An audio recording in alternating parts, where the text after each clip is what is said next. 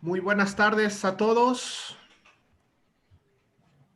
Les doy la más cordial bienvenida a esta novena sesión de Concreto en Latinoamérica, organizado por los capítulos del American Concrete Institute de toda Latinoamérica. Quiero dar en esta ocasión una especial y muy calurosa recibimiento a nuestra sesión con un invitado que tenemos el día de hoy, que es el presidente Jeffrey Coleman, es el presidente del ACI Internacional, el presidente Jeffrey quiso acompañarnos el día de hoy para poder dirigirnos unas palabras breves, pero con un mensaje importante. Jeffrey, good afternoon. Welcome. Please. And Arturo, can you hear me okay? Yes, we can hear you very well. All right. Well, first of all, thank you to Pepe and thank you to Arturo for inviting me to say a few words. I apologize. My Spanish is not very good. I know cerveza, I know baño, I know a few other things, a few items on the menu, but I can't tell you how excited I am to sit here and watch the participants on my screen go past 1,000.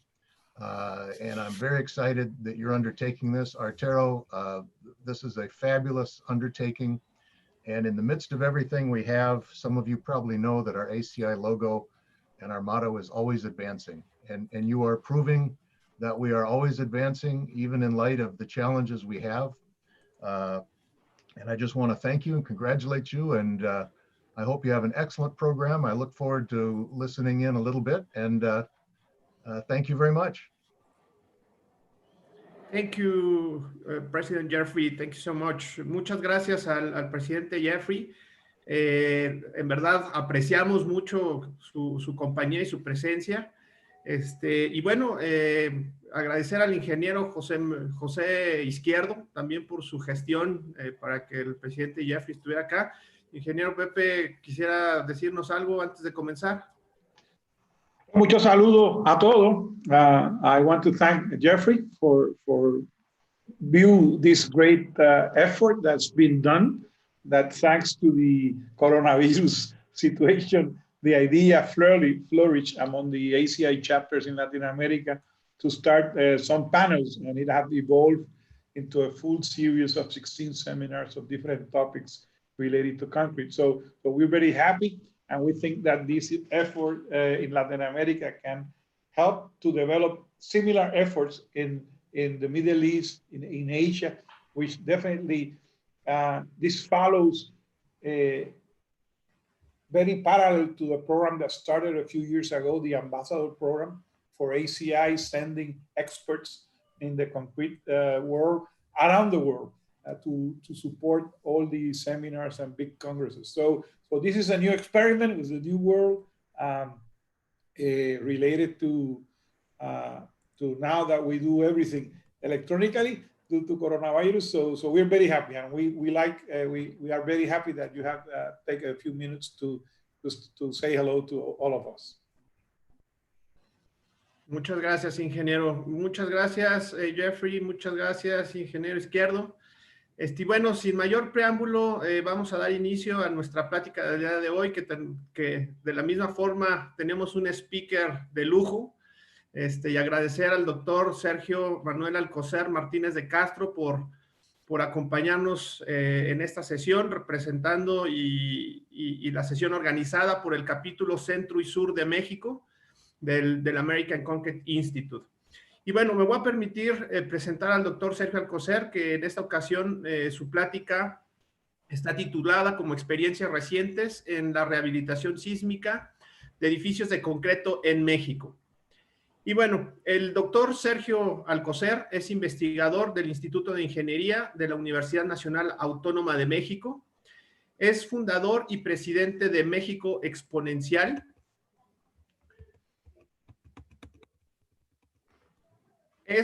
Fue subsecretario de Planeación Energética y Desarrollo Tecnológico de la Secretaría de Energía y subsecretario para América del Norte de la Secretaría de Relaciones Exteriores para el gobierno mexicano. En la UNAM, o en la Universidad Nacional Autónoma de México, fue secretario general, coordinador de innovación y desarrollo y director del Instituto de Ingeniería. Es miembro del Comité Asesor en Seguridad Estructural de la Ciudad de México. Es miembro extranjero de la Academia de Ingeniería de los Estados Unidos de América. Es expresidente y miembro honorario de la Sociedad Mexicana de Ingeniería Estructural, SMIE, y expresidente de la Academia de Ingeniería de México. También el doctor Alcocer es miembro de la Academia Mexicana de Ciencias, de la Junta Directiva del Consejo Mexicano de Asuntos Internacionales, en donde es vicepresidente, y también de la Junta Directiva de Fundación ICA, o Ingenieros Civiles Asociados. Es vicepresidente del Colegio de Ingenieros Civiles de México, ha sido consejero independiente de Empresas ICA y de Iberdrola México, en donde fue presidente del Consejo de Administración. En 2017 recibió el doctorado honoris causa en Ciencias por la Universidad de Arizona. En el año 2001 recibió la distinción Universidad Nacional para Jóvenes Académicos en el área de Innovación Tecnológica y Diseño Industrial. También recibió el premio de la investigación a la Academia Mexicana de Ciencias en el área de investigación tecnológica. En 2007 recibió el premio de Ingeniería Estructural en la vivienda de la Sociedad Mexicana de Ingeniería Estructural. En 2015 fue nombrado exalumno distinguido de la Escuela de Ingeniería de la Universidad de Texas en Austin. Y en 2019, el doctor Alcocer recibió la medalla Charles S. Whitney del American Concrete Institute. El doctor Alcocer es ingeniero civil de formación por la Facultad de Ingeniería de la UNAM y doctor en Ingeniería por la Universidad de Texas en Austin. Muchísimas gracias, doctor Alcocer. Le cedemos los micrófonos.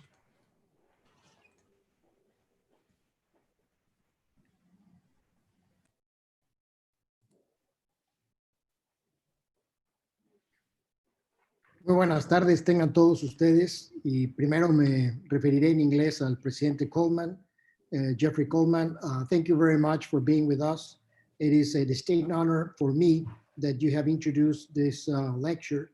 And although it will be in Spanish, and I will not talk about cerveza only, but I'm sure that you will enjoy seeing a bunch of concrete buildings and a bunch of photos of concrete buildings. So thank you very much for being here, and thank you very much for your kind words. And so I'm going to switch to Spanish. Muchas gracias, primero que nada, a los organizadores de esta serie de encuentros, concreto en Latinoamérica. Particularmente quiero agradecer a Arturo Gaitán, quien ha sido el gestor de esta fantástica idea que nos reúne semana tras semana, diría yo cada tercer día, a quienes nos interesa el concreto en cantidades literalmente de miles. Y quiero agradecer, por supuesto, a la sección Centro y Sur de México y a su presidente, Alma Reyes, pues su amable invitación y propuesta para que yo pueda el día de hoy hacer esta presentación. Me voy a referir en esta presentación a algunas experiencias que hemos tenido en México relacionadas con la rehabilitación sísmica de edificios de concreto y de mampostería, pero fundamentalmente de concreto, a raíz de sismos recientes. Mi propósito será describirle las actividades de los diferentes proyectos que en curso estamos desarrollando sobre evaluación y rehabilitación estructural y, bueno, por supuesto, invitar a los comentarios y propuestas de todos los asistentes, ya sea directamente o indirectamente después de esta presentación. Y bueno, pues me voy a referir en esta charla a este contenido.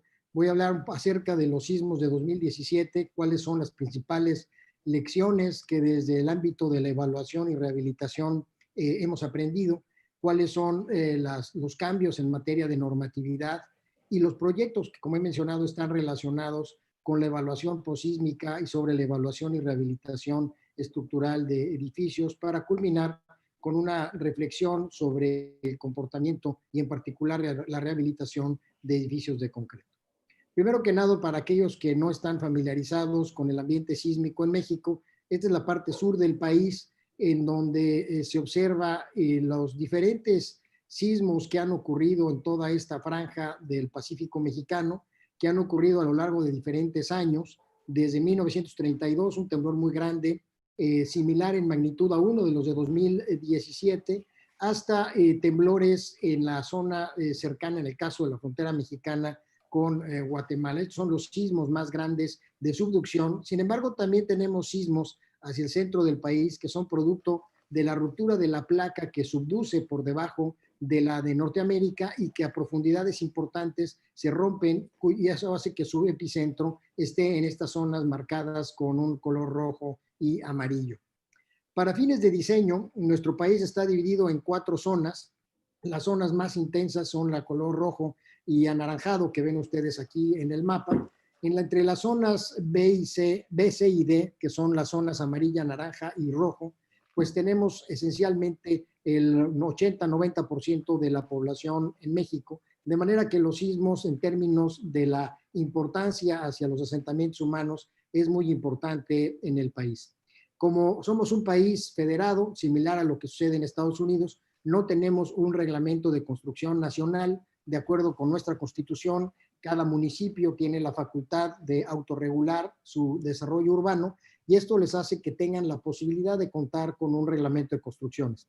Si bien no hay 2.446 reglamentos, por supuesto, sí hay una ausencia en varias partes del país de reglamentos o bien reglamentos que se actualizan en función del reglamento que ha servido como modelo, que es el reglamento de la Ciudad de México, diseñado para la Ciudad de México, pero que es tomado por buena parte del país para ser utilizado como un reglamento modelo.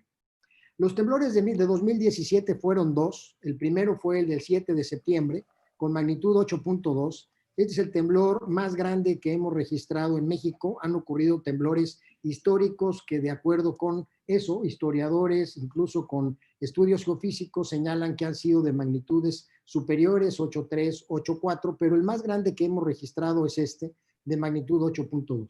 Ocurrió en el Golfo de Tehuantepec, en esta zona del sur del país. Este de acá es Guatemala, este de acá es México, que afectando principalmente a los estados de Chiapas, a los estados de Oaxaca, los estados de Veracruz, Tabasco.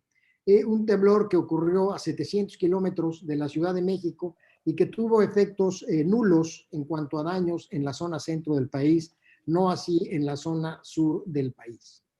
Días después, 12 días después, tuvimos un temblor de magnitud 7.1, si bien en términos de magnitud mucho más pequeño ciertamente que el de 8.2. Sin embargo, la ubicación de este sismo fue a escasos 120 kilómetros de la Ciudad de México. Esto que estoy aquí señalando con este apuntador es la Ciudad de México. Entonces, 120 kilómetros al sur-sureste de la Ciudad de México es que ocurrió este sismo a la 1 de la tarde, causando importantes daños aquí sí ya en la zona centro del país, que es además la zona mayormente poblada.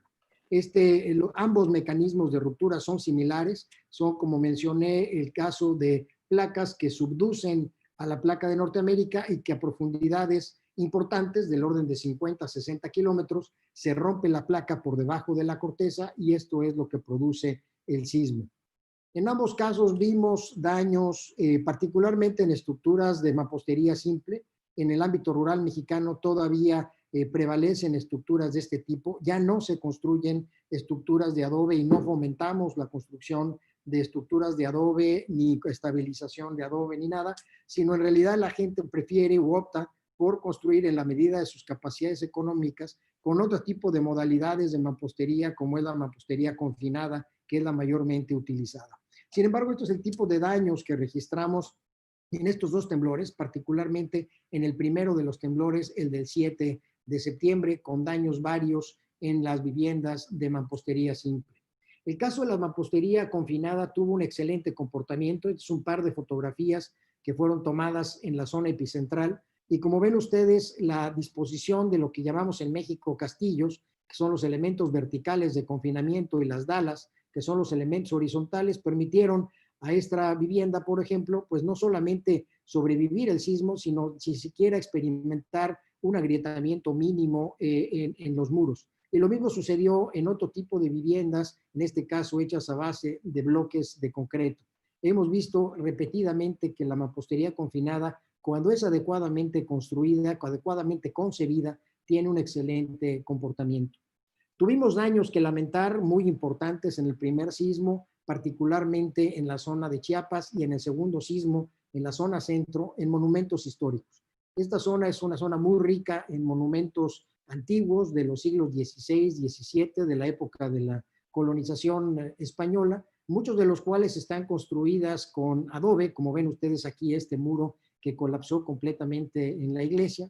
Y esta de acá, pues la ilustro porque si alguien tiene dudas sobre la existencia del Espíritu Santo, pues estará de acuerdo conmigo en que sí existe, dado que pues está con una estabilidad de lo más precaria esta torre de esta iglesia.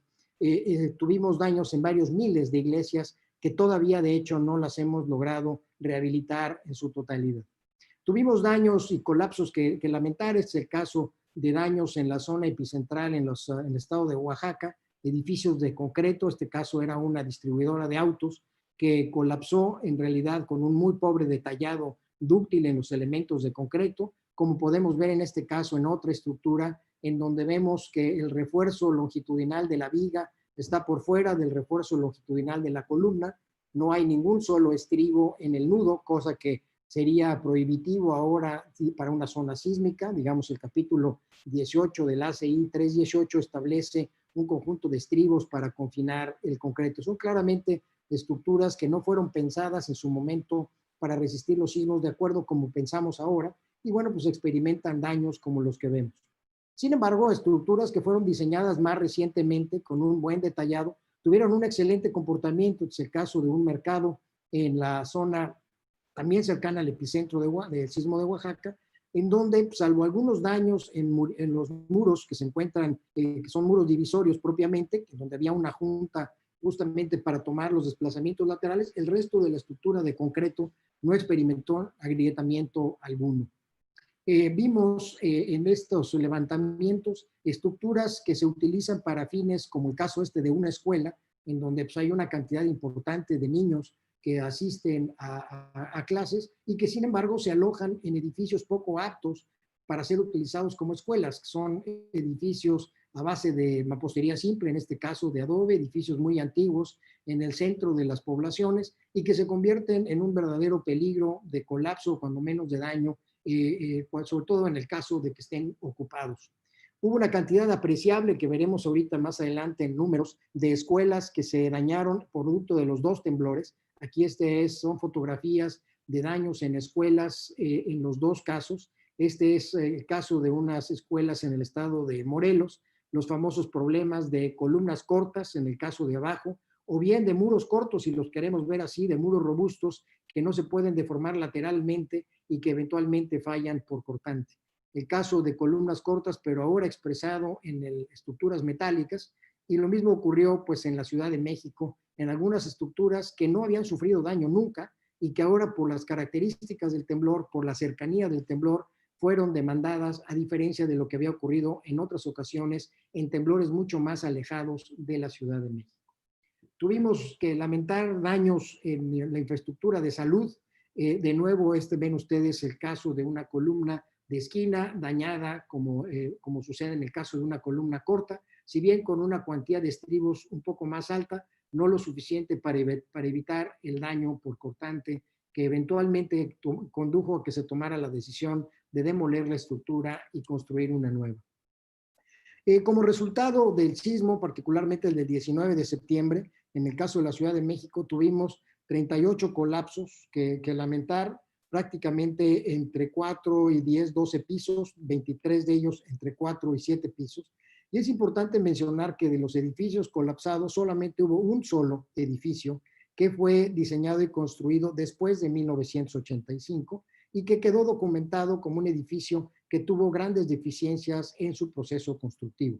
En aquellos otros edificios que tuvieron daño o colapso fueron edificios anteriores a 1985. Recuerdo a nuestros amigos y colegas de buena parte de América Latina y del Caribe que en 1985 México sufrió un sismo muy importante que dañó buena parte del inventario de la Ciudad de México en estos edificios antiguos. Y bueno, pues aquí una vez más el sismo nos recuerda que edificios que no tienen una configuración estructural adecuada sufren daños. Es el caso de 18 de estos edificios con colapso que tenían piso suave o débil, y este es un asunto que a los arquitectos les gusta mucho, dejar plantas bajas abiertas para ser utilizadas para diversos fines, estacionamiento o comercios.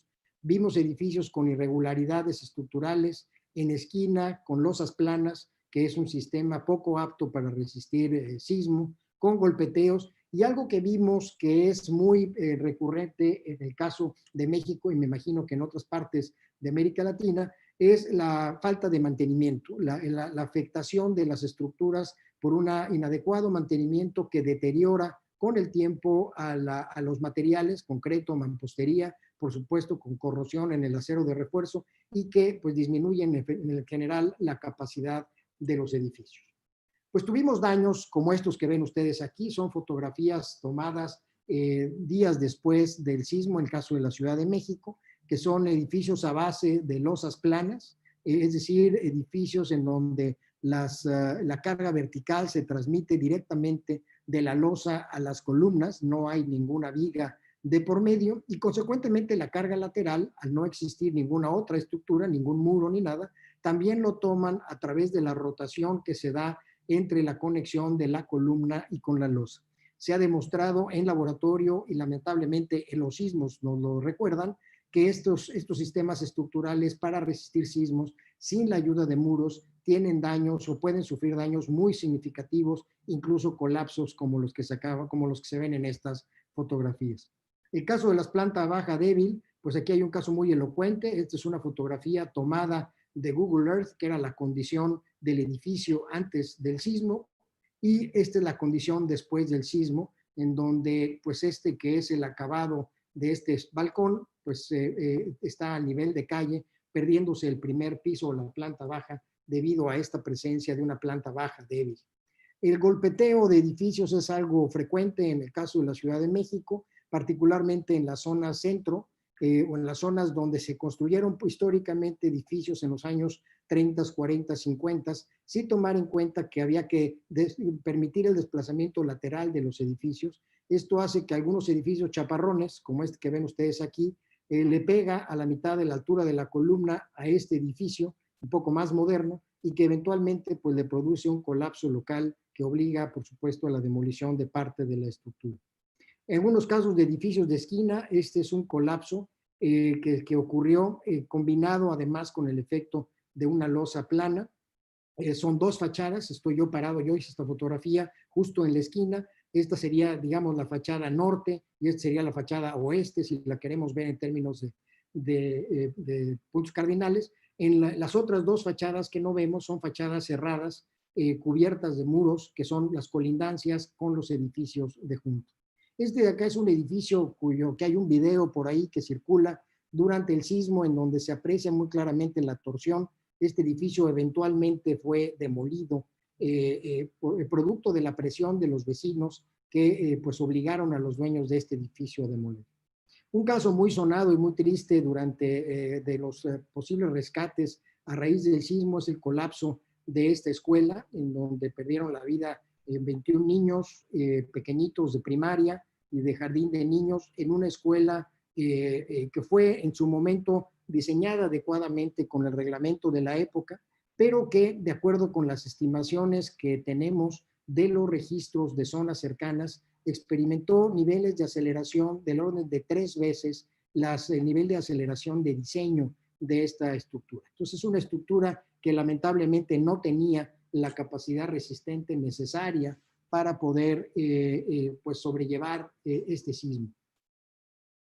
Tuvimos daños importantes en muros divisorios. En nuestro país, como sucede en otras partes del mundo, se utilizan los muros divisorios no únicamente para dividir las habitaciones, sino también al estar en contacto con las estructuras de concreto o de acero, contribuyen a la rigidez y a la resistencia laterales. Estos se convierten entonces en muros diafragma, que si bien no están diseñados para ello, no están detallados para ello, sí permiten ese incremento que hace que los edificios en ocasiones, como es este caso, puedan resistir los sismos, puedan agrietarse los muros, disipar energía histerética de una manera más o menos estable y finalmente pues le permite al edificio sobrellevar el sismo o resistir el sismo, si bien con mucho daño, pero sin colapsar. En esta tabla se resume el impacto de los dos temblores. Los montos estimados del costo de los temblores es de 2.500 millones de dólares. Esa es la última estimación que se dio ya hace bastante tiempo. Habrá que revisar conforme se ha venido avanzando con la reconstrucción cómo vamos en términos de estos números. Lamentablemente tuvimos que registrar cerca de 100 fallecimientos en el primer sismo, 369 en el segundo, dando un total de 477 muertos por ambos sismos. Tuvimos que se registraron cerca de 200,000 viviendas con diferentes niveles de daño, de los cuales 100,000 se tuvieron que reparar o reconstruir. En el caso de escuelas, se tuvieron que reparar y reconstruir cerca de 6,000, no se han terminado ni en ningún caso, ni en viviendas, ni en escuela, todavía se está trabajando en esto.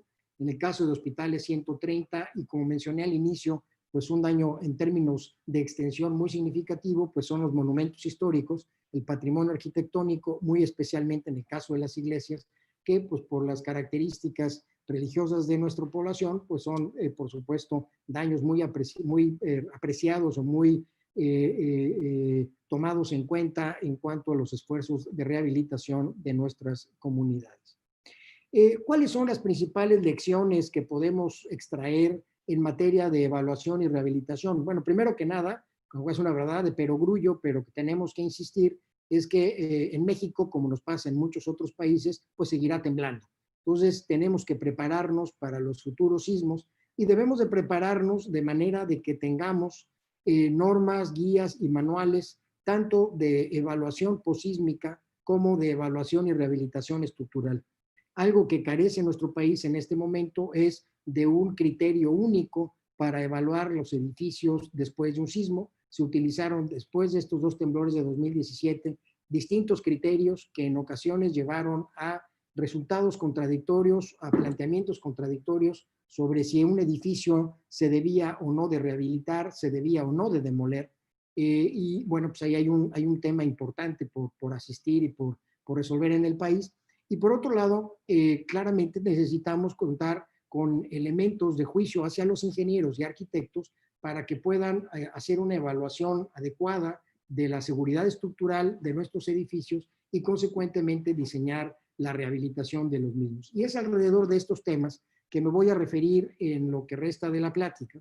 Y me voy a referir a 3 proyectos en los que estamos trabajando, un grupo muy entusiasta de alumnos, y un servidor con algunos colegas, con el Instituto Nacional de la Infraestructura Física Educativa, que es la encargada de administrar las escuelas, a través del proyecto de Context, que es el acuerdo entre el sistema de la Universidad de Texas y el Consejo Nacional de Ciencia y Tecnología para desarrollar proyectos, y finalmente un proyecto que nos ha patrocinado el Consejo de Ciencia y Tecnología.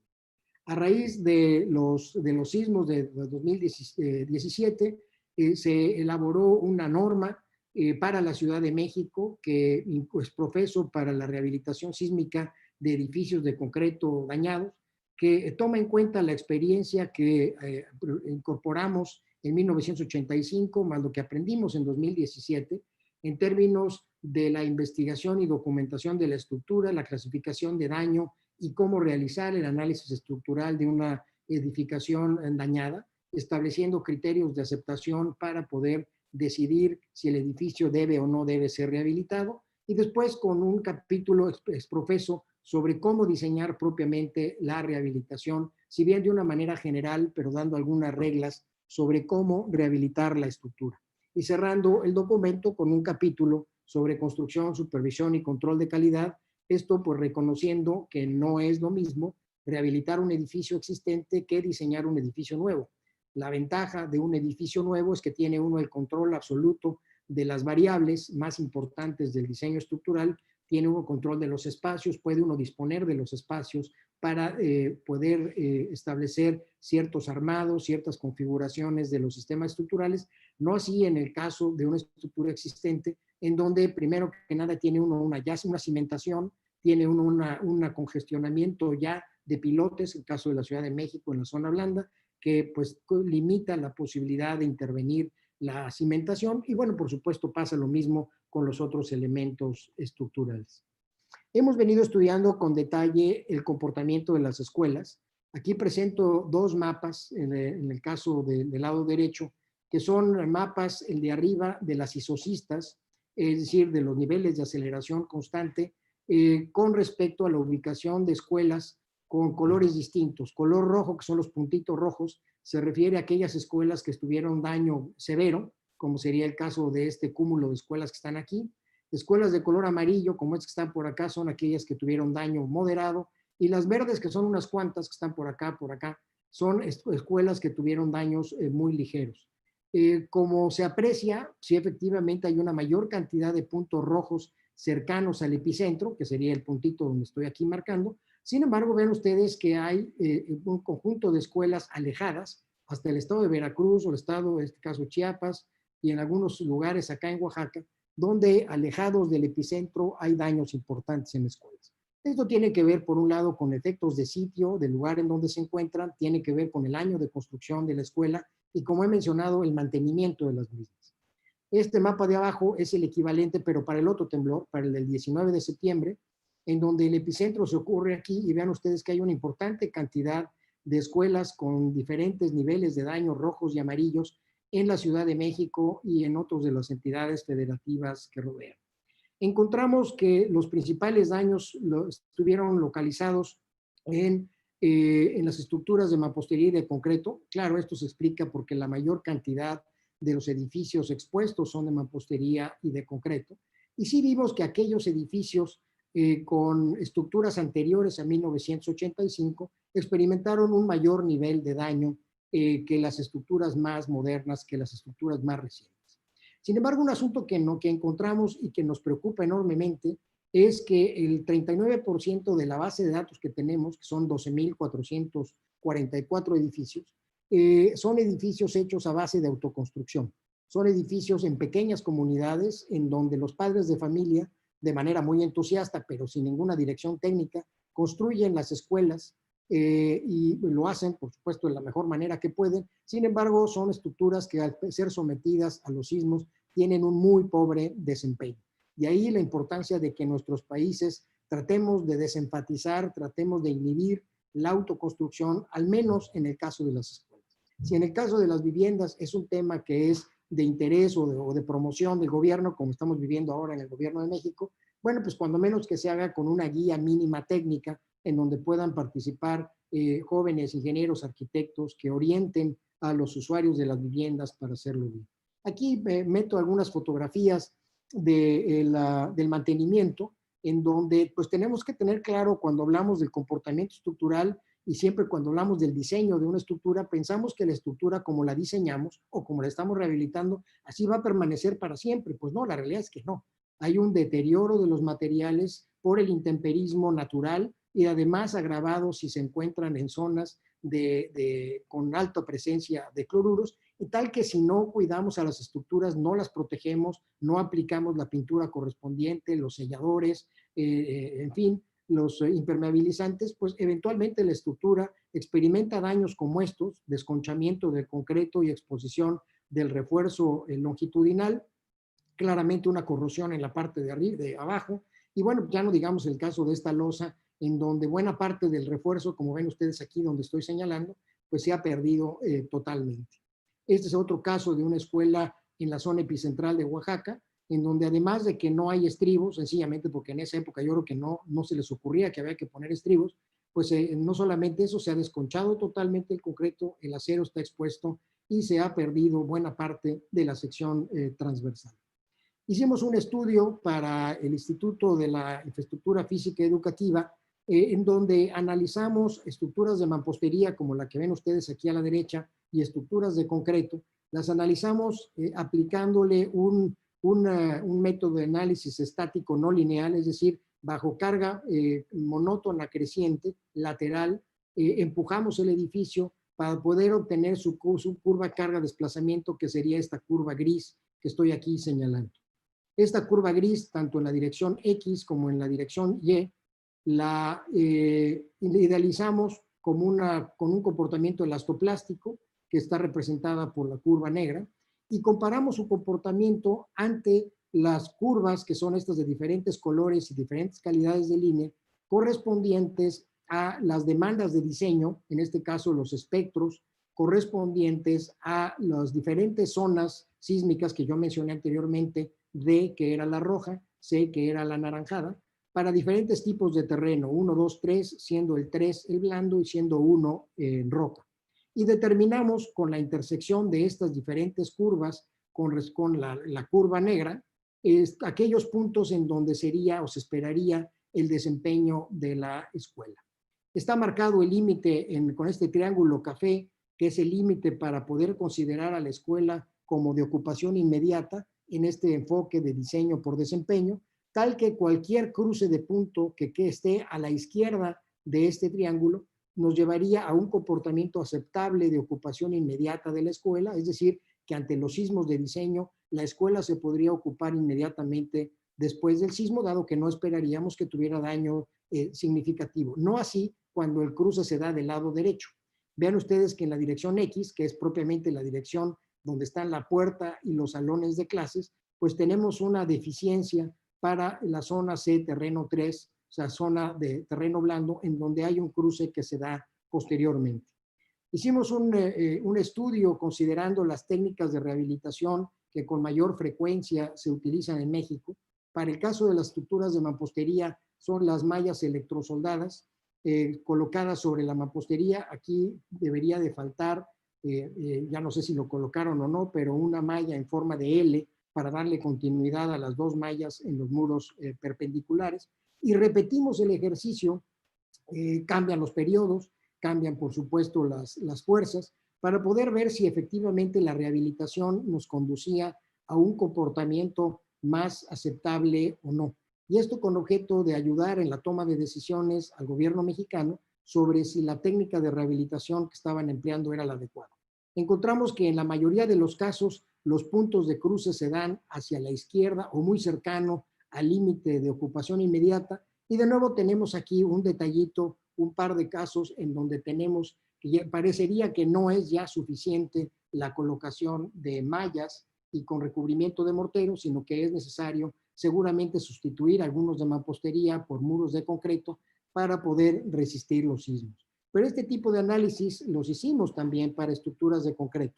Es el caso de una estructura en el que la curva azul que ven ustedes aquí de cortante contra desplazamiento, pues es la estructura azul, que es básicamente a base de marcos, de columnas y vigas, sin muros. Y después vimos el comportamiento cuando le colocamos muros de concreto, que son estos elementos en rojo que se encuentran en la figura, para la dirección X, que es la dirección larga, como para la dirección Y. Esto corresponde en la estructura original a edificios diseñados en los años 80, es decir, anteriores al temblor del 85, que siguen más o menos la práctica del reglamento del ACI del 77, por ahí así, no creo que ni siquiera del 80, probablemente más bien del 77, en donde pues la cuantía de estribos es muy menor o mucho más baja que la que se pide actualmente. Volvimos a hacer el estudio tanto para la estructura original como para la estructura rehabilitada. Aquí les presento ya el resultado de la estructura rehabilitada, por eso tiene la R de rehabilitada, en donde ven ustedes que todos los cruces que tenemos se ocurren a la izquierda del límite de ocupación inmediata. Esto pues nos refuerza el hecho de que estructuras que se pueden modelar de una manera bastante sencilla, podemos estar seguros que su comportamiento, al menos para fines de diseño, tendrán un comportamiento muy probablemente cercano a lo que se espera de una escuela, que es decir, que se pueda ocupar de manera inmediata. Actualmente estamos extendiendo este estudio, lo tuvimos que hacer muy rápido para dar alguna idea en el momento después del temblor. Ahora tenemos más posibilidades de hacer cosas, sin embargo, por supuesto, no hemos podido salir al campo, pero lo que queremos es tomar algunas lecturas en el campo, de pruebas de vibración ambiental de más edificios. Tenemos del orden de 20 edificios que medimos con mi colega, el doctor David Muriá, queremos medir algunos otros más y sobre todo caracterizar mejor los materiales de construcción utilizados en los edificios para poder extender esto y darle elementos al gobierno de México sobre cómo priorizar sus inversiones, ya no para esperar a que ocurra el temblor y rehabilitar las escuelas, sino que para fines preventivos se pueda invertir ya desde ahorita en el reforzamiento de las escuelas. Entonces, ese es justamente en donde estamos. Hicimos el análisis también en la dirección Y, que como sucede en muchas partes del mundo, pues se utilizan muros divisorios de mampostería, que aquí están señalados de color rojo, para dividir un salón del otro, y entonces poder comparar el comportamiento de la estructura tanto en la dirección X como en la dirección Y con los muros de concreto. Y bueno, pues vimos que en estos casos se cumplen con los criterios de ocupación inmediata. Hicimos estos análisis para diferentes prototipos de mampostería, para diferentes prototipos de concreto en ambas direcciones, y vimos que en estas crucecitas que ven ustedes aquí, pues son edificios que no cumplen, son edificios que no satisfarían los criterios de diseño, y son esos edificios los que nos preocupan estudiar, dado que el parque de escuelas vulnerables en el país o susceptibles de sufrir daño, pues es enorme y necesitaríamos priorizar para fines de la rehabilitación. Y eso es justamente en donde estamos trabajando. El segundo de los proyectos que me refería anteriormente es el patrocinado por el Consejo Nacional de Ciencia y Tecnología y el sistema de la Universidad de Texas, en donde participamos mi colega, el doctor Juan Murcia, de la Universidad de Texas, y el doctor Muriay y un servidor por parte de la Universidad Nacional aquí en México. Y la razón de este proyecto es que el temblor del 19 de septiembre de 2017 representa la primera prueba severa ante los edificios o para los edificios que fueron rehabilitados en temblores pasados, muy señaladamente en 1985. En aquel momento se rehabilitaron más de 1,000 edificios con diferentes técnicas de rehabilitación, muchas de las cuales realmente ese sismo dio pie a que los Estados Unidos se preocuparan por la rehabilitación, y es lo que dio pie a un montón de documentos del ATC, de FEMA y ahora incluidos en el Comité 369 del ACI. Pero bueno, aquí este temblor de 2017 pues nos brindaba la oportunidad de estudiar el comportamiento de estos edificios de 1985, así como también documentar la rehabilitación de los edificios de 2017. Lo que hicimos entonces fue desarrollar un inventario de los edificios de 2017, evaluar algunos edificios con estudios experimentales y analíticos y documentar lo que se está haciendo actualmente. Desarrollamos una base de datos, actualmente tenemos 208 edificios en esa base de datos, con características pues lo más completas que logramos obtener de los mismos, de información general, daños, de los detalles de las técnicas, de las memorias de cálculo, de los planos, etcétera. Y de eso seleccionamos 23 edificios para poderlos estudiar en un futuro con mayor detalle. Tenemos estadísticas como las que están aquí mostradas, en donde vemos que con mayor frecuencia de los edificios en rehabilitación, pues están estos edificios con losas planas, que son las losas apoyadas en columnas, con muros de mampostería, marcos de concreto con mampostería y en contacto o no en contacto con el marco. Encontramos, por ejemplo, que en edificios de concreto, que son 68 de estos edificios con marcos de concreto, entre el 19 y el 49, o sea, el 68% de los edificios tiene alguna irregularidad, es decir, tiene plantas bajas flexibles, tiene reentrantes en la fachada, tiene huecos en los sistemas de piso. Todos estos que contribuyen a esta irregularidad contribuyen a un comportamiento poco favorable de los sismos. Esto es un tema que me parece muy relevante para hablar con nuestros colegas arquitectos, para hacerles ver que un edificio no tiene que ser irregular para ser funcional y bonito. Tenemos que promover que los edificios sean más regulares, que tengan menos aberturas, como se acabo de mencionar, menos cambios de masa, de rigideces y de geometría, para que tengan un mejor comportamiento. Lo mismo lo encontramos en edificios con losas planas, en donde el 55% de estos edificios con losas planas tienen plantas bajas débiles y el 75% en general tienen irregularidades. Una de ellas es la planta baja. De nuevo, Los edificios más dañados y que están en rehabilitación, 70%, son los anteriores al 85. Edificios con muros de carga, de mampostería confinada con piezas macizas, de nuevo, 23%, prácticamente 1 de cada 4, tiene la planta baja débil, porque le han quitado muros para poderlos convertir en estacionamientos, sobre todo en comercios. Y de nuevo, 78% de los edificios tiene algún tipo de irregularidad. Y bueno, pues los daños están distribuidos en la Ciudad de México de manera distinta. Quiero nada más llamar la atención al tema de la inclinación de los edificios por la condición de los pisos, perdón, de los suelos blandos que tenemos en nuestra ciudad, que bueno, pues nos lleva a que estos edificios, o ya estaban inclinados, o bien el temblor los inclinó, y esto, bueno, pues demuestra que hay una deficiencia importante en la cimentación. Hay varias técnicas que se utilizan para rehabilitar edificios, ya sea que se renivelen, se recimientan los edificios, se reparan las grietas, se utilizan encamisados con concreto, que es una de las más utilizadas, se utilizan encamisados en los muros de mampostería, se añaden contravientos, se añaden muros de concreto. En muy pocos casos vimos el uso de fibras de carbono, seguramente más por un tema de costo que otra cosa. Pero bueno, vimos que los métodos tradicionales son los que prevalecen. Aquí hay algunas fotografías de estos métodos de rehabilitación en donde logramos documentar las variables en el uso tanto de las mallas, de los morteros, de los espesores que se han utilizado. Llama la atención, perdón que me regrese, aquí al tipo de anclaje que se ha utilizado. En algunos casos se utilizó lo que llamamos en México un alambrón, es decir, es un alambre del orden de 1/4 de pulgada que se dobla, se perfora el muro y se coloca el alambrón con algún tipo de mortero y se dobla para poder amarrar la malla.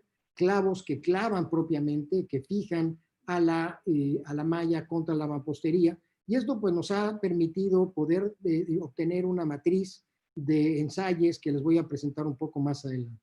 Este es el caso de muros de concreto que se han adicionado para incrementar la rigidez y resistencia laterales de los edificios, que se han conectado a la estructura original por medio de anclas hechas a base de barras corrugadas que se colocan con resina epóxica, y en donde pues hay concretos que varían desde 40 megapascales incluso hasta 25 megapascales. Aquí con el reto de que por el volumen de concreto que se requiere, en muchas ocasiones el concreto es fabricado a pie de obra, cosa que no se permitiría, digamos, en un reglamento tipo ACI. Sin embargo, que se tiene que permitir porque esa es la práctica real de lo que pasa en nuestro medio y tenemos que buscar las maneras de que esto se haga y se haga de la mejor manera. El encamisado, que es el incremento de la sección de columnas y de vigas, es un método ampliamente usado en el medio de nuestros países, en el caso del medio mexicano. Y de nuevo, pues hemos visto variaciones en las cuantías de refuerzo, en la resistencia del concreto que se está utilizando. Una de las técnicas que más ampliamente se ha utilizado, no necesariamente del todo bien, es el encamisado de acero a base de ángulos en las esquinas y soleras que hacen las veces de una jaula que confina y que toma fuerza cortante para resistir las nuevas fuerzas cortantes producto del sismo. Y hemos visto que hay diferentes especificaciones en los planos de construcción, desde que el que coloca mortero o grout entre los elementos de acero y el concreto, los que usan conectores o los que no especifican nada y que termina uno con huecos entre una estructura existente y la estructura nueva. La adición de contraventeos que mencioné, que se utiliza muy ampliamente, pero con técnicas o con soluciones de conexión entre los contraventeos y la estructura de concreto muy distintas. Algunas conexiones que no son precisamente muy rígidas y que entonces permitirá que la estructura original se desplace antes de que trabaje el contraviento, lo cual pues no hará que la compatibilidad de desplazamientos se dé. Como resultado de estas experiencias, hemos trabajado con el gobierno de la ciudad y preparamos una guía técnica que tiene del orden de 200 páginas, que incluye pues todo un conjunto en un orden secuencial como se haría una rehabilitación, pues los pasos y los requisitos a hacer.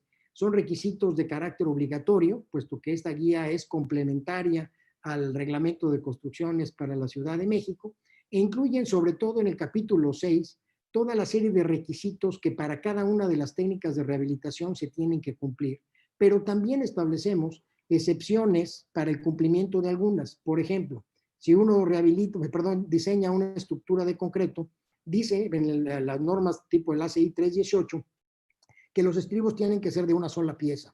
Bueno, pues eso es imposible hacer en un encamisado de una columna si es que queremos que el encamisado quede bien. Lo que permitimos es que los estribos se puedan hacer de 2 o más piezas y que el remate de estos estribos, de estas partes de los estribos, tengan ganchos a 135 grados. Entonces, ese tipo de excepciones están establecidas en la guía. Actualmente estamos revisando, haciendo una segunda versión de la guía. La primera versión la entregamos en noviembre. Estamos trabajando en una segunda versión de la guía, en este caso para que se puedan rehabilitar todas las escuelas del país utilizando una guía como esta. Y es el tipo de dibujos que estamos ahora incluyendo en la guía que creemos van a ser más claros, más fácilmente interpretables por quienes utilicen esta guía técnica. Estamos trabajando un grupo de instituciones mexicanas, varias universidades que están aquí, la Universidad Autónoma Metropolitana, la Universidad Michoacana, la Universidad de Colima, Autónoma de Chiapas, la Universidad de Colima, institutos de la Universidad Nacional, el Instituto de Ingeniería, Geografía y el Centro de Investigaciones Multidisciplinarias, en un proyecto que nos permite incrementar las capacidades nacionales en materia de resiliencia sísmica, tanto edificios de concreto como de mampostería. Es un proyecto que tiene 10 tareas, 3 de las cuales tienen que ver con evaluación estructural, las 5 siguientes tienen que ver con rehabilitación, una más tocamos el tema de la dimensión social de la resiliencia, que frecuentemente los ingenieros no le prestamos atención y que es fundamental entender qué es lo que piensa la gente, qué es lo que pide nuestro público usuario de las estructuras, del comportamiento que deban de tener, cuál es la expectativa de daño y de comportamiento. Y bueno, pues una tarea de divulgación y de difusión. Hemos venido trabajando, y este es un tema que le corresponde a mi colega, el doctor Muriá, del Instituto de Ingeniería, en modelación de edificios instrumentados. Es el caso de varios edificios que tenemos instrumentados en el país. Hemos logrado instrumentar y medir la vibración ambiental hasta ahora desde 10 edificios de estos que están en proceso de rehabilitación y que les queremos dar seguimiento en un futuro. Queremos aprovechar las nuevas tecnologías, como es el caso de drones y de inteligencia artificial, para facilitar la evaluación de los edificios. Lamentablemente los drones los tenemos guardados, justo llegaron una semana después de que nos mandaran a cuarentena, entonces pues no hemos tenido oportunidad de estrenar los drones, pero bueno, vienen con un conjunto de equipamiento que nos permite, como el caso de la fotografía de la derecha, pues tomar fotografías de carácter térmico para poder identificar daños no necesariamente visibles al ojo humano en las estructuras. Y bueno, estamos trabajando con colegas en el ámbito de la inteligencia artificial para que los daños que hemos detectado y que tenemos fotografías de ellos puedan ser utilizados para que sistemas de inteligencia artificial pues aprendan la detección de distintos tipos de daño. Hemos trabajado en la elaboración de un primer borrador de una norma, que será una norma para la Ciudad de México y servirá de base para el resto del país, para evaluación y rehabilitación. Una norma tipo similar a lo que tienen los Estados Unidos en el ASC 41, en donde hemos tomado algunas ideas del ACI 369, del ACI 562, pero en donde hemos incorporado buena parte de la práctica y de la experiencia mexicana en México y en otras partes del mundo. Y esto es algo que nos ocurre mucho en los países de América Latina. Al menos en el caso de México, nosotros no hemos adoptado el ACI 318, y no porque pensemos que sea un documento que no tenga la robustez necesaria. Al contrario, lo que consideramos es que obedece a una práctica constructiva, a una práctica de supervisión, de mantenimiento, que no necesariamente se repite en nuestro país. No se repite en la Ciudad de México, no se repite en localidades más pequeñas. Entonces tenemos que hacer adaptaciones a la normatividad y desarrollar nuestras propias investigaciones para que sea consistente con la práctica constructiva, con la práctica de diseño de nuestros países. Mis colegas Manuel Jara y Jorge Aguilar de Michoacán y de Chiapas están estudiando con más detalle edificios que se dañaron en 1985 para entender cuál fue su comportamiento ahora en los temblores de 2017. Vean ustedes que son edificios que en su momento se dañaron en el 85 con las mismas características que los que se dañaron ahora en 2017, losas planas, etc. Luciano Fernández, colega de la Universidad Autónoma Metropolitana, ha venido trabajando con edificios demolidos, es decir, edificios que a raíz de los temblores de 2017 se dictaminaron que había que demoler, en algunos casos por razones técnicas, en otros casos más por una presión de carácter social. Por eso hay que entender por qué, cómo reaccionamos los humanos ante los daños de los sismos. Pues era importante entender por qué se redemolieron estos edificios, qué deficiencias tenían estos edificios. Y bueno, pues aquí, digamos, en términos de los daños, pues eran edificios que tenían daños en los elementos estructurales y en los elementos no estructurales. Fundamentalmente eran edificios que tenían en muchos casos deficiencias en las columnas, que hizo que eventualmente se tomara la decisión de demoler. Hemos trabajado, y esta tarea la lleva Héctor Guerrero, colega del Instituto de Ingeniería, en la rehabilitación de muros de mampostería. Es el caso de una estructura de mampostería confinada. Aquí están sus castillos, su dala, sujeta a carga vertical y que se probó lateralmente en el laboratorio, y que Héctor está rehabilitando en unos primeros muros con mallas y con mortero como testigos, para que se pueda comparar con lo que verdaderamente nos interesa, que es qué pasa si rehabilitamos estos muros con capas de mortero con fibras de acero que nos permitan tener una buena capacidad de resistencia a la tensión, similar a lo que sucedería con la malla, y que pueda conducirnos a rehabilitaciones de punto de vista costo efectivas, competentes.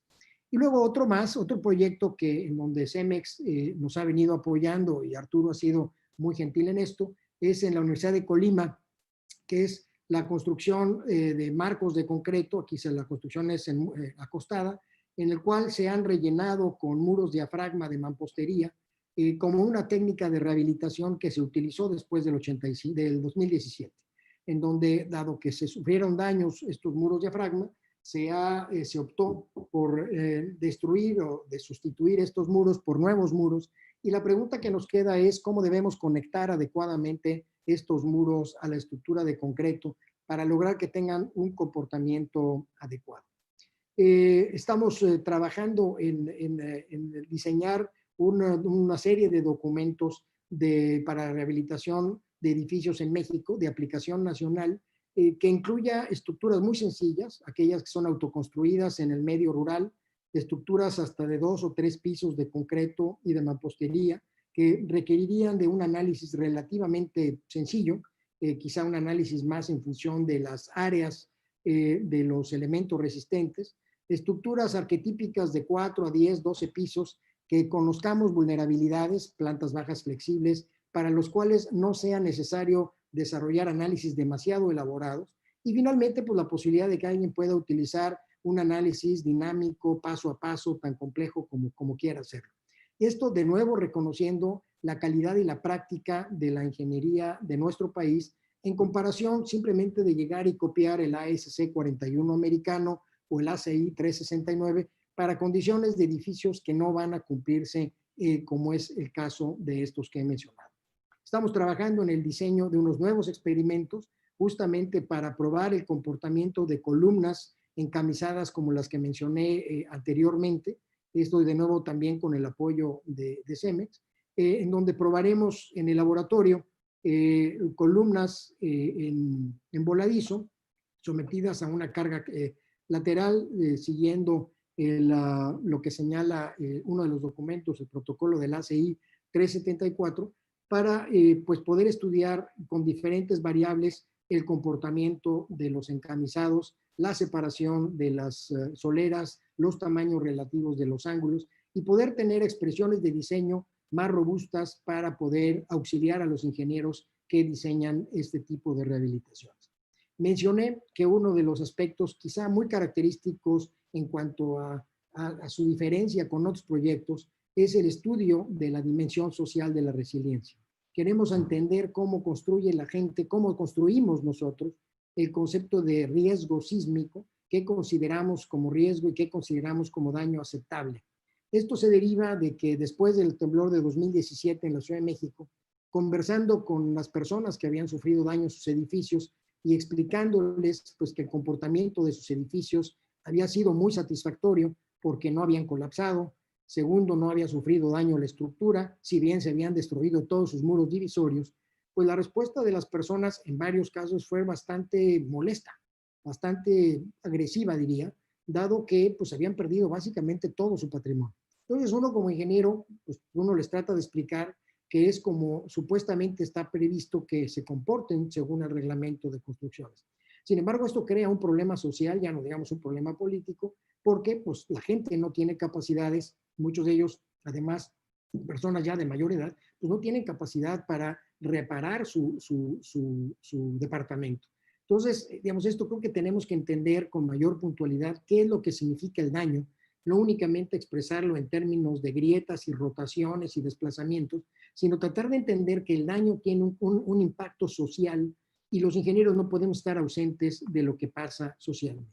Estamos trabajando en una última etapa de difusión y de divulgación, en donde estamos lanzando poco a poco una serie de videos explicando el proyecto, dando a conocer los resultados con una página de internet que en próximas semanas estará operando, www.resilienciasísmica.unam.mx, y en el cual pues queremos subir información sobre los avances que estamos teniendo en el proyecto. Y bueno, por supuesto nos interesa mucho poder interactuar con otras experiencias, con otros colegas de América Latina que compartimos muchos de los retos que tenemos. Termino con una reflexión final, de nuevo agradeciendo a quienes organizan esto, a Arturo y sus colaboradores, a la sección Centro y Sur de México, y agradeciendo a todos los capítulos del ACI de América Latina, del Caribe. Me da muchísimo gusto tener la oportunidad de comunicarme con colegas literalmente desde la Patagonia hasta la frontera con el Río Bravo.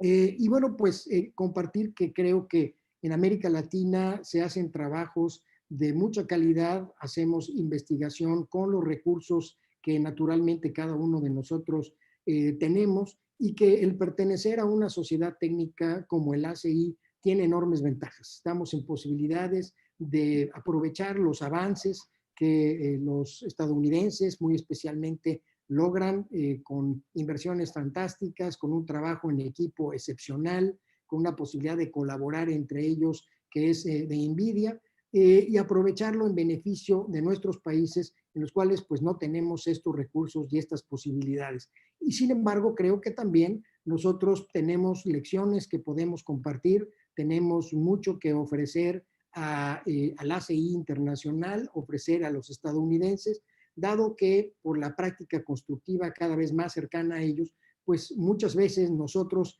por el tamaño del continente América Latina y su exposición, en este caso a los sismos, pues nos permite avanzar en temas que no necesariamente son los temas que a veces ocurren en los Estados Unidos. Entonces me parece que es una relación muy virtuosa, y qué bueno que todos quienes asisten el día de hoy, pues tienen este gusanito a favor del ACI, que sean miembros del ACI en sus secciones, miembros del ACI internacional, y que se beneficien de un cúmulo de conocimiento fantástico que tiene el ACI, que es, creo yo, la única manera en que desde el ámbito de nuestros países podemos hacer cada vez más y mejor ingeniería, preparándonos mejor y sobre todo preparando mejor a las próximas generaciones. Y bueno, pues con esto termino, y pues de nuevo agradezco la oportunidad, y pues quedo abierto a lo que dispongan los organizadores de esta conferencia. Muchas gracias. Muchísimas gracias, doctor. Felicidades, un enorme reconocimiento a la exposición que nos acaba de hacer. En verdad, estamos recibiendo muchos comentarios, muchas felicitaciones. Y bueno, adicional a que en el continente americano estamos prácticamente todos sintonizados, también nos han estado mandando mensajes de Japón, que lo están viendo también por allá. Yo sé que usted hizo estancias allá y tiene una relación muy cercana también con los trabajos que se hacen allá, entonces, Sí. bueno. tenemos una gran audiencia que está presente. Y bueno, vamos a pasar a hacer algunas preguntas, tanto de los profesionistas que nos acompañan aquí, como de la gente que nos está viendo por YouTube. Por el tiempo, quizá vayamos a hacer unas 3, 4 preguntas, y de antemano les pedimos una disculpa a todos aquellos que no podamos responder sus preguntas. Vamos a estar de cualquier forma haciéndolas llegar al doctor para que él las pueda revisar, y dependiendo el tiempo y la carga de trabajo, pues, se podrán tener algunas respuestas, ¿no? Gracias. La ingeniera Alejandra Valencia nos va a hacer las preguntas, doctor. Muchísimas gracias, doctor Alcozar, por su presentación. Martín Cibeira, de Argentina. ¿Existe algún tipo de auditoría de carácter nacional para evitar las posibilidades antisísmicas de la estructura? En el caso de México, no, porque como no tenemos un reglamento de carácter nacional, no tenemos una autoridad que lo haga. Y eso es, digamos, muy lamentable en cuanto a que esto le deja a los municipios el que lo puedan hacer. Como mencioné, tenemos cerca de 2,450 municipios, algunos muy grandes con recursos, otros muy chiquitos que no tienen esos recursos. Entonces hay una disparidad muy importante, una heterogeneidad muy importante en el desarrollo urbano y en la construcción. Y no hay una solución fácil. De ahí que se ha planteado para la Ciudad de México, en primer momento, elaborar una ley de edificación en la que yo espero en próximos días se pueda iniciar y sirva para el caso de la Ciudad de México como un marco de referencia a esta ley para que un nuevo reglamento de construcciones más moderno se pueda desarrollar, con la lógica de que esta ley se pueda replicar en otros estados de la República y de facto, a través de esa ley, podamos tener una suerte de reglamento nacional de facto, no formal, pero sí operativo, y entonces sí nos permita uniformar criterios para caminar en la dirección que usted sugiere. Pero esa es la única manera que vemos práctica de hacerlo. La otra es modificar la Constitución, lo cual pues, se ve prácticamente imposible, quitarle atribuciones al municipio. No es algo que los presidentes municipales y demás se vayan a permitir. Entonces, es el camino que hemos seleccionado para poder incidir en lo que usted menciona. Segunda pregunta, de Verónica Flores, de México. ¿Los criterios de ocupación inmediata se encuentran plasmadas en las normas técnicas complementarias vigentes? No, sí, no. No están explícitamente mencionadas como tal. Sí hay una correlación. Nuestro reglamento funciona a través de estado límite de servicio, estado límite de falla. El estado límite de servicio es lo más cercano a un criterio de diseño o un nivel de diseño por ocupación inmediata, y el estado límite de falla sería el cercano a protección a la vida. Entonces, están asociados, pero no es explícito. Nosotros en el proyecto que estamos mencionando, bueno, los proyectos tanto el de las escuelas como el último que mencioné con CONACYT, sí queremos caminar en la dirección de hacer explícito el diseño por desempeño. En el caso de las escuelas estamos yendo más allá. Estamos ya pensando en el nuevo concepto de recuperación de la funcionalidad, el functional recovery, pensando en un concepto de resiliencia en donde expresemos, en donde veamos que el daño tiene una expresión no nada más en términos de dinero o en términos de víctimas o daños materiales, sino que también hay un tema de tiempo, en donde necesitamos pensar que los daños en las estructuras los podamos resolver, además de en un rango de economía, en un cierto tiempo, para que se puedan rehabilitar rápidamente y recuperemos la funcionalidad de los edificios. Y esto tenemos que además pensarlo en diferentes tipos de estructuras. Caso de las escuelas, por ejemplo, que para todos nosotros es muy sensible, no es lo mismo que una escuela muy grande, digamos, con capacidad de 1,000 alumnos, se recupere rápidamente que una pequeña escuelita rural que tenga 20 alumnos. Esa pequeña escuelita rural de 20 alumnos no necesariamente va a servir como un albergue para la comunidad, sí va a servir como un albergue para la comunidad la estructura grande. O sea, a lo mejor hace sentido que la estructura grande tenga un nivel de diseño más estricto que la estructura más pequeñita. Obviamente la pequeñita no aceptaríamos que colapse, ni mucho menos, pero podemos aceptar un poco más de daño para el mismo sismo de diseño que para que la estructura grande. Entonces, ese es parte de las nuevas tendencias en las cuales estamos trabajando y hacer explícito el diseño por desempeño. Tercera pregunta, por Miguel Lara de México. ¿Con qué frecuencia se utilizaron las técnicas no destructivas para determinar la integridad del elemento estructural antes de encamisar o reforzar? Esa es una pregunta muy interesante porque hemos visto un mal uso de las técnicas no destructivas.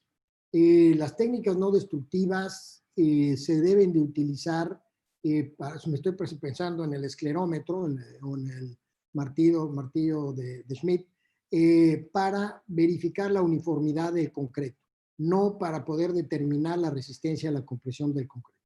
Es en la guía que mencioné de la Ciudad de México que estamos revisando, es explícito el que no se puede utilizar para estimar la resistencia a la compresión. Y es interesante la pregunta porque creo que necesitamos actualizarnos, al menos en el caso de México, con el uso de los métodos no destructivos más modernos, hacer un mayor énfasis, y creo que hay un espacio interesante para los capítulos del ACI en México, para que se conozcan y se utilicen bien, tanto en el caso de antes de los encamisados como después de los encamisados, para cerciorarse, por ejemplo, de que se espera un comportamiento monolítico, o bien, por ejemplo, para que se inyecten adecuadamente o nos verifiquemos que se inyecten adecuadamente las grietas con resina epóxica, que es una aplicación muy interesante, la del ultrasonido. Entonces, ahí hay un espacio que me parece que tenemos que llenar.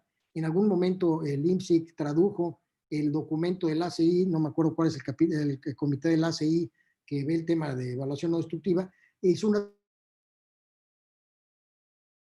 traducción que ya se quedó vieja. Entonces creo que es el momento para actualizarla y para que haya una mayor información acerca de los nuevos métodos y las nuevas tecnologías de carácter no destructivo. Última pregunta. Darío Carrillo de Ecuador. ¿Cuál fue el comportamiento estructural de los hospitales durante estos eventos sísmicos? Gracias por la pregunta. Tuvimos el daño de 130 más menos edificios del sector salud, que fue muy superior en términos de su buen comportamiento que el de las escuelas, que pues como mencioné, estamos hablando de varios miles de escuelas que tuvieron que rehabilitarse. Claro, las dimensiones de los hospitales y el tipo de diseño es distinto. Los 130 edificios dañados son fundamentalmente clínicas de nivel de atención primaria, es decir, son las clínicas en el ámbito rural o en el ámbito urbano, normalmente estructuras de 1 o 2 pisos, varias de ellas en las zonas epicentrales, en edificios viejos, no aptos para sismos, o bien en edificios que también con una suficiente antigüedad como para que no tuvieran un nivel de diseño adecuado. Entonces, no tuvimos en ningún caso que lamentar el colapso ni de hospitales ni de escuelas, salvo la escuela que mencioné privada aquí en la Ciudad de México, pero en el caso de los hospitales sí se tomó la decisión de demoler algunos de ellos por el daño significativo y sobre todo por la presión de la comunidad de que no quería ver a su hospital ser rehabilitado, sino quería tener un hospital nuevo. Y bueno, pues se convierte ya en una decisión distinta de la decisión de los ingenieros. Pero bueno, en suma, sí hubo daños, 130 edificios y sobre todo en edificios, como he mencionado, pues que no tenían las condiciones para resistir los sismos a los que estuvieron sujetos. Muchas gracias, ingeniero. Le cedo la palabra a Arturo, que va a revisar las preguntas de YouTube. Muchas gracias. Doctor, si nos lo permite, un par de preguntas nada más de quien está viendo la transmisión por YouTube. Emilio Takagi dice, el terremoto de Kobe de 1995, los temblores ocurrieron en dirección vertical y las estructuras fueron dimensionadas para temblores horizontales. ¿Qué precaución se requiere para eventos inesperados? Bueno, muy interesante la pregunta. Y sí, en efecto, todos los sismos en la zona epicentral tienen movimientos horizontales y verticales. Las aceleraciones verticales ocurren a muy alta frecuencia. Esto hace que a la distancia se atenúen y eso hace que en sismos lejanos de donde uno se encuentra, únicamente uno siente los temblores horizontales o el movimiento horizontal, no siente el movimiento vertical, no obstante que sí se da. En el caso del temblor del 7 de septiembre en la costa, por la profundidad que se tuvo, la aceleración vertical, si bien fue significativa, no explica los daños que tuvimos, fueron más bien los desplazamientos o las aceleraciones horizontales. En el caso del otro temblor del 19, muy cercano a edificaciones en la Ciudad de México, sí tuvimos algunos edificios, columnas de acero, por ejemplo, que sufrieron acortamientos, un pandeo locales, producto probablemente de estas aceleraciones verticales. Entonces, lo que se ha estimado en los reglamentos de construcción es que en función del peligro sísmico en donde se encuentre, se tiene que tomar en cuenta el diseño, para el diseño, el sismo en sus componentes horizontal y vertical, cuando menos en las zonas epicentrales, el vertical en orden de 2/3 partes de la aceleración horizontal. Usted menciona qué hacer con los temblores que no sabemos que puedan ocurrir. Eso se complica enormemente porque en términos de confiabilidad no habría una razón por la cual diseñar para algo que no sabemos que va a ocurrir. Lo que habría que pensar es en tener suficiente margen de seguridad y de hecho el refuerzo por integridad que tenemos, por ejemplo, en el caso del ACI 318, nos ayuda para que aún en condiciones inesperadas la estructura esté lo suficientemente amarrada, las vigas entre los diafragmas con las columnas, tal que si tenemos una carga inesperada, como puede ser un sismo muy cercano que no está previsto, pues la estructura no colapse. En el caso nuestro, los sismólogos ahora especulan que podemos tener un temblor más cercano que 120 kilómetros, pues el problema es que no hay un límite hasta dónde podemos tener un sismo que tan cercano, y bueno, pues por lo pronto hemos optado por revisar los reglamentos de construcción actuales de la ciudad y vemos que el temblor de 2017 está por debajo de los actuales niveles de diseño que está pensado más bien para los grandes temblores de subducción de la zona del Pacífico, y bueno, pues eso por lo pronto nos ha dejado tranquilos para el diseño de la Ciudad de México. Muchas gracias, doctor. Última pregunta. Luis Alberto Olorio Bazán. Una estructura rehabilitada, ¿cuán segura o cuán preparada está o va a estar para un siguiente evento sísmico? Una pregunta pues de lo más relevante y en parte justamente ese es el propósito de estos proyectos, que es aprender del comportamiento de las estructuras rehabilitadas.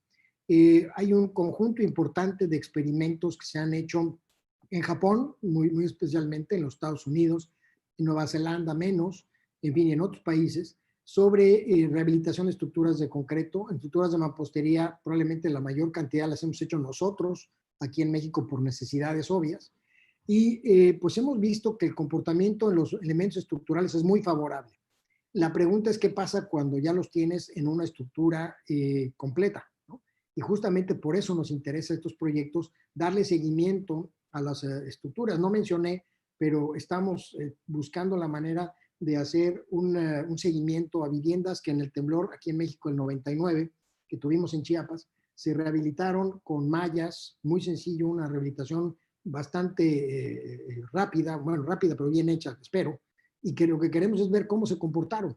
Y me parece lo más relevante su pregunta, porque justamente es lo que tenemos que aprender, qué tan sensibles son estas técnicas al detalle de conexión, al detalle del colado del concreto, del mantenimiento, como mencionaba, de fijar o no la malla de una manera u otra. Entonces, es justamente lo que queremos entender. En teoría, una estructura bien diseñada, como esta guía que mencioné, que no hay otra guía disponible, no hay un ACI con una guía como la que mencioné, pues en teoría, dado que está basado en experimentos, pues debe tener un buen comportamiento y si está debidamente ejecutada y supervisada, pues debe de extender la vida útil de la estructura otros 30, 40 años. Entonces, pero pues es parte de lo que tenemos que aprender. Hay personas a quienes les preocupa, con cierta razón, la cristalización, por ejemplo, de las resinas epóxicas, que con el tiempo, resinas más modernas, que tienen mejores formulaciones, seguramente no experimentarán problemas. Sin embargo, las primeras resinas en donde pues no se conocía el comportamiento de largo plazo, pues puedan cristalizarse y eventualmente desprenderse y zafarse estas anclas que están ahí metidas. Y bueno, pues es parte de lo que tenemos que aprender de los próximos sismos que sometan a estructuras rehabilitadas.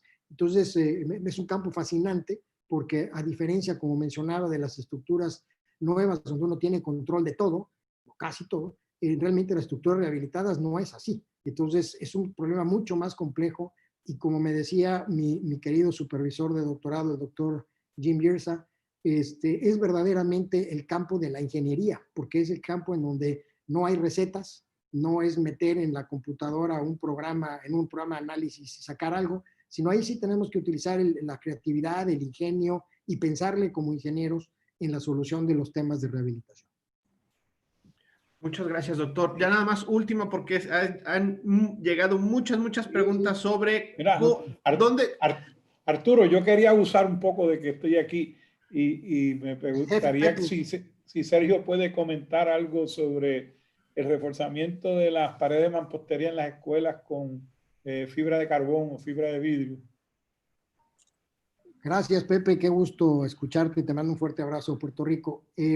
Mira, no se ha utilizado, los muros de las escuelas se han rehabilitado fundamentalmente con mallas, normalmente de calibre 10, que son 3.4 milímetros, y con alambres separados a 6 pulgadas, o sea, cuadros de 15 centímetros, fijadas a la mampostería con un recubrimiento de mortero del orden de 2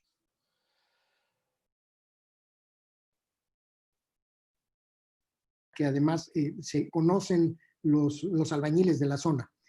Poco se ha utilizado fibras de carbono en mampostería en general en México. Los pocos edificios que vimos con fibra de carbono o de vidrio fueron en edificios de concreto, pero en escuelas no se ha utilizado. No significa que no se deba o no se pueda utilizar, simplemente es lo que tenemos registrado.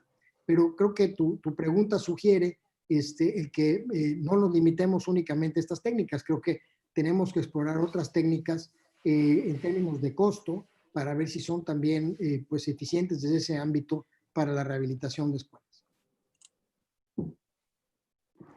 Gracias, doctor. Gracias, ingeniero Pepe. No, nada más, la pregunta recurrente que está llegando por muchas personas es ¿dónde pueden conseguir la guía que mencionó durante su exposición? Sí, debía haber incluido, perdón, caray, en la página debía haber puesto en la página de internet. Está en la página del Instituto para la Seguridad de las Construcciones, que es www.i de Instituto S de Seguridad C de las Construcciones .gov, no que es, gov CDMX, ¿no?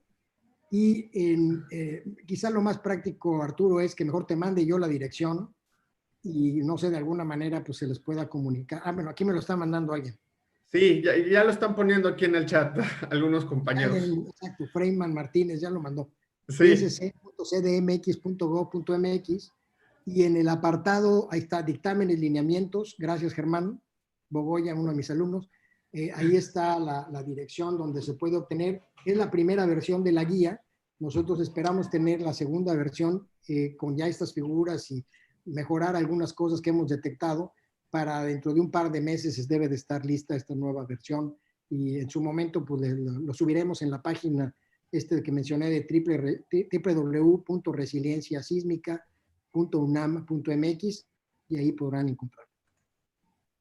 Muchas gracias, doctor. Y bueno, ya nada más antes de los mensajes generales, ingeniero Pepe, quisiera dar algún mensaje de despedida. Solo agradecerle a Sergio siempre sus magistrales presentaciones. Siempre lo admiramos mucho y disfrutamos mucho compartir tu conocimiento. Gracias por compartirlo con toda Latinoamérica. Un placer, Pepe. Gracias a ti por estar acá y siempre ser un líder entre nosotros en América Latina. Y bueno, pues gracias por todo. Muchas gracias, ingeniero Pepe. Muchas gracias, doctor Sergio. Muchas felicitaciones y un agradecimiento muy grande de todos los que estamos formando esta alianza de capítulos ACI latinoamericanos, ¿no?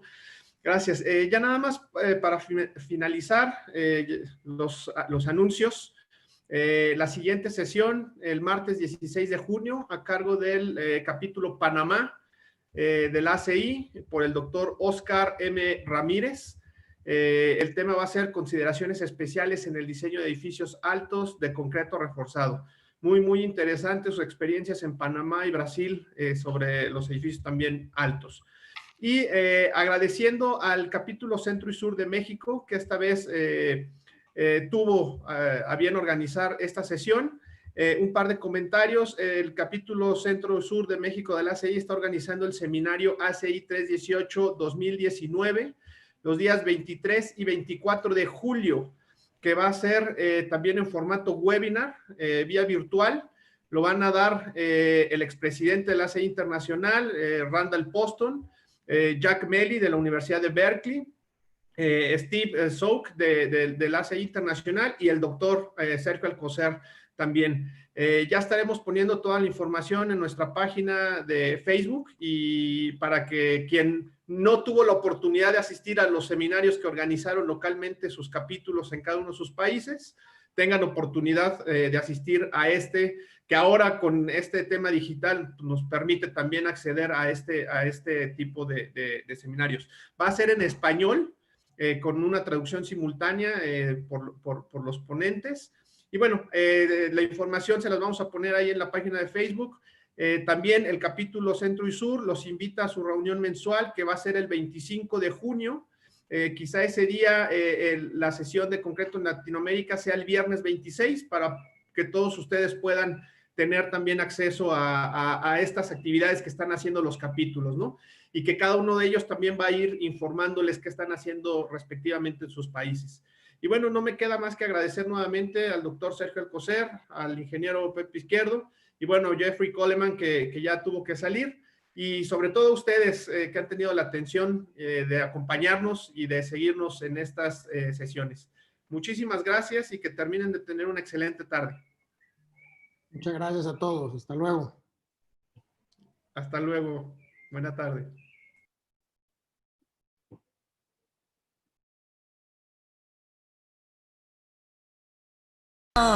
We're all superstars.